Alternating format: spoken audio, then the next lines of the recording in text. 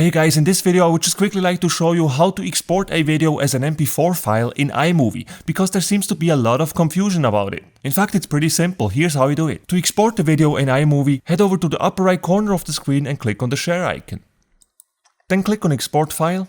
And now this is where things get a little bit confusing. In fact, what you would expect here is that you could simply change the file type here somewhere so that you could decide if you would like to export this as an MOV file or an MP4 file, for example. However, whatever you click here, you will quickly come to realize that iMovie doesn't just simply let you change the file type like that. However, there is a way for you to make sure that a video exports as an MP4 file, and the secret to do that, guys, is to change the quality here from best to high.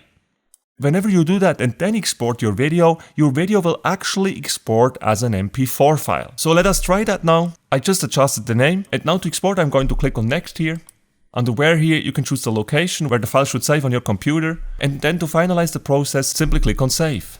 Now head over to the location where you actually chose to save this file, and you will notice that we indeed exported this file as an MP4 file.